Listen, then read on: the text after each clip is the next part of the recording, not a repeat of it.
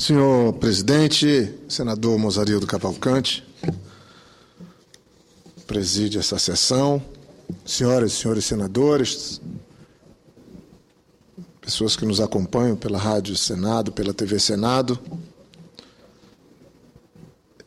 Eu queria hoje fazer uma fala aqui na tribuna e procurar falar um pouco da história do nosso Brasil. Vou expor um erro histórico que mal começou a ser reparado pela Justiça, em sentença que condenou a União a pagar uma indenização simbólica porque nada paga o que vou relatar aqui, no valor de R$100 mil para parentes de um excepcional brasileiro, de um exemplar brasileiro. Me refiro a uma figura que participou de quase todas as lutas populares que o Brasil conheceu durante o século XX. Do levante militar em Recife contra a ditadura Vargas, em 1935, até a organização das ligas camponesas no Nordeste nos anos 60. Participação que o transformou em um alvo prioritário da ditadura militar que se instalou no Brasil a partir de 1964. Falo de um pernambucano, de um brasileiro que inspirou gerações. Ainda há pouco, um colega, um companheiro, um amigo do Acre, pelo Twitter, pernambucano também, que hoje virou acreano, Gilberto Braga, escritor, jornalista, publicitário, falava no Twitter, fazia uma postagem eu informando que viria fazer essa fala em referência a Gregório Bezerra, e ele com orgulho fazia o registro na sua conta no Twitter do quanto que foi marcante a passagem dessa figura extraordinária que é parte da história viva do Brasil, especialmente na luta por liberdades. Um brasileiro que sempre lutou por melhorias para o seu povo, especialmente o povo nordestino. E que, por não se conformar com as injustiças sociais de seu tempo, foi perseguido desde os 17 anos. Idade em que foi para a cadeia, na primeira das condenações políticas, que se repetiram em 1937, em 1946, em 1957 e em 1964. 30 anos. Gregório Bezerra morreu há 30 anos atrás, aos 83 anos. Dos 83 anos, a sua vida inteira foi de luta, desde a adolescência. Mas ele passou 30 anos na cadeia.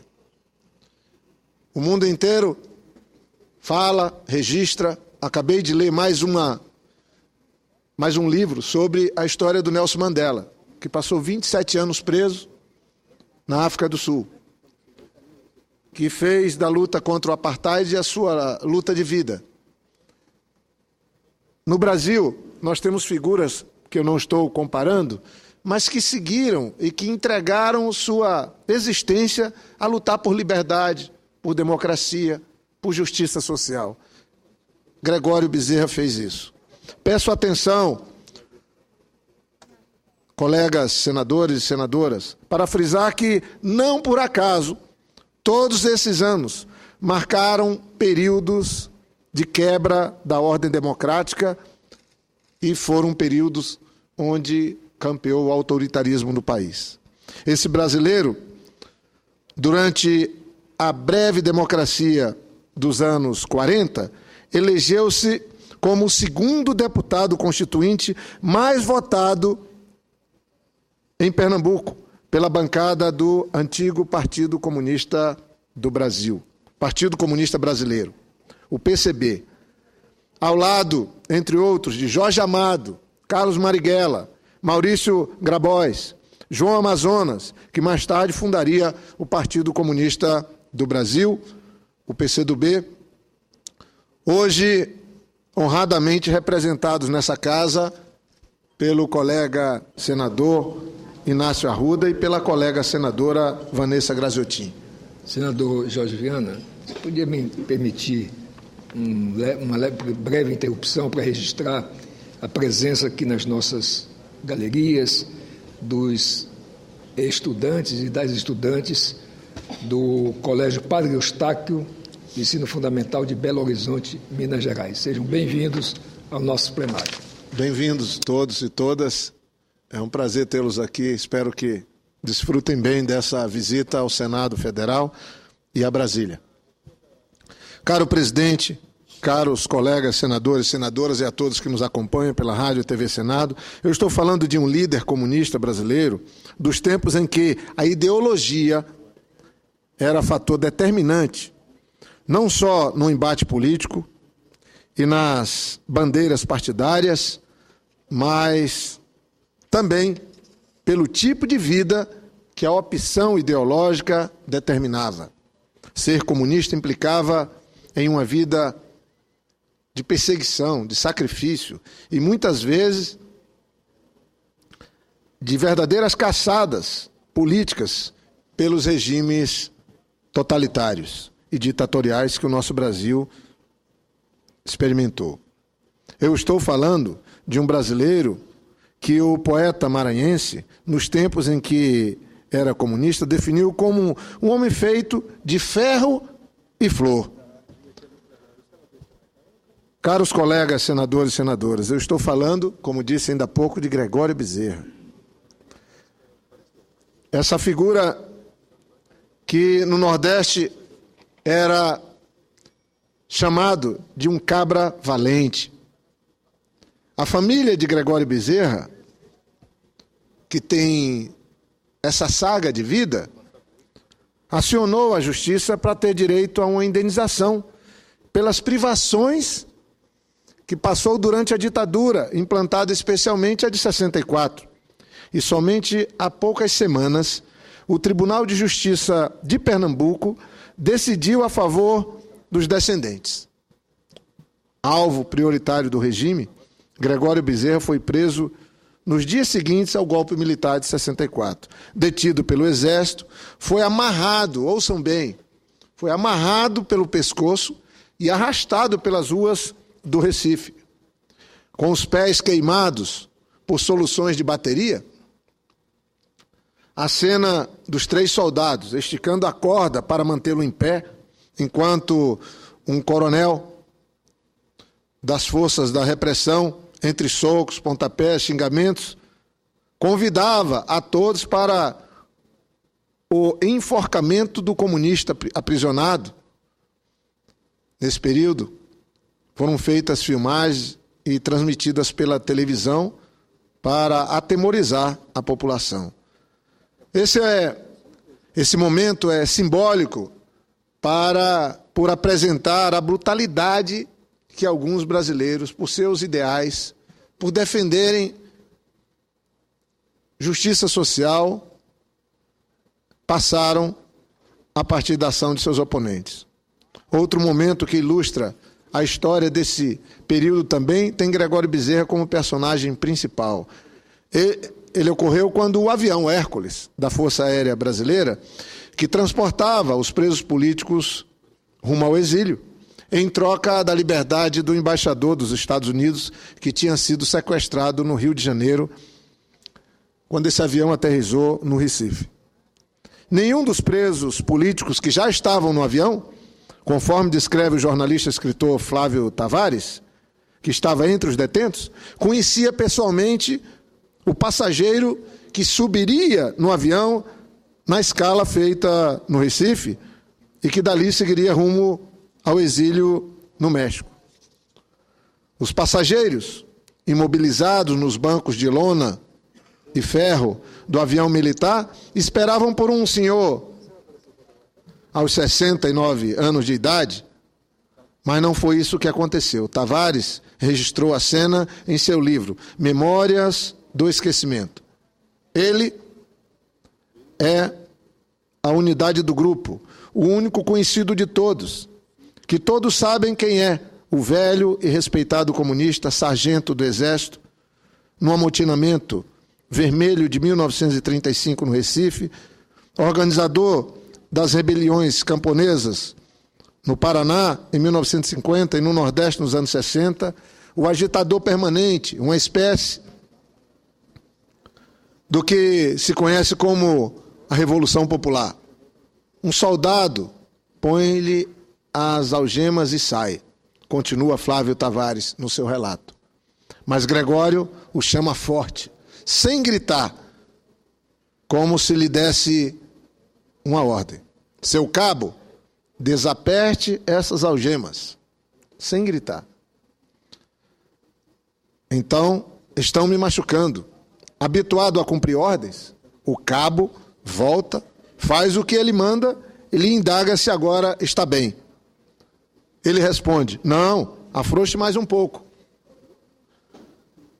E a ordem foi acatada mais uma vez. Felizmente, essas cenas pertencem à história, ao Brasil do passado, o que não significa que devam ser esquecidas. Muito pelo contrário.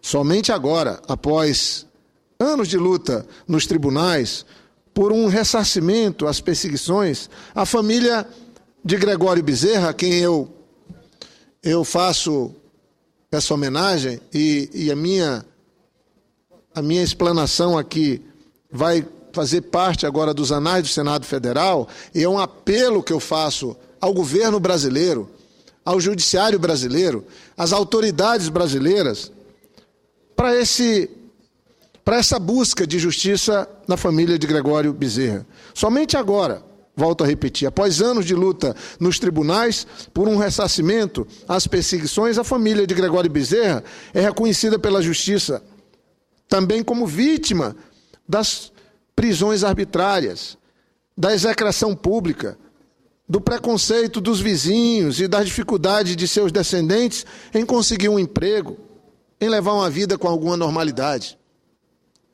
Quem mais sofre quando há perseguição ao chefe da família? A companheira, a esposa, os filhos, os descendentes. Isso vale também quando a perseguida é a mulher. A vitória, em primeira instância, da família na Justiça Federal por uma indenização simbólica, volto a repetir, caro presidente Mozarildo. Depois de uma trajetória de vida dessa, está se debatendo uma indenização de R$100 mil para todos os seus familiares, todos os seus descendentes. É mais pela simbologia de ficar registrado na história de que uma tentativa de reparo do dano, e funciona mais como uma constatação que certamente vai trazer algum alento para a família. Reconheceram que ele foi perseguido, que ele sofreu, reconheceram que nós sofremos, reconheceram que injustiça foi cometida contra Gregório de Bezerra. Ela será dividida entre seu filho e 5 netos, mas a conquista desse direito tem outros significados. Pela primeira vez, senhoras e senhores senadores, desde a lei da anistia, um juiz atribuiu responsabilidades à União pelas atrocidades cometidas ao governo, no caso da União. A decisão do juiz federal, José Roberto Cavalcante, da 2ª Vara do Estado de Pernambuco, também adquire especial relevância nesse momento em que nossos colegas senadores se preparam para visitar, como já fizeram, o Centro de Operações do Exército no Rio de Janeiro, para buscar respostas às famílias que ainda buscam notícias de seus desaparecidos. A Comissão da Verdade, ela não veio para mudar a lei de anistia, certamente essa é a minha compreensão, mas ela veio para que muitas perguntas possam ter as suas respostas.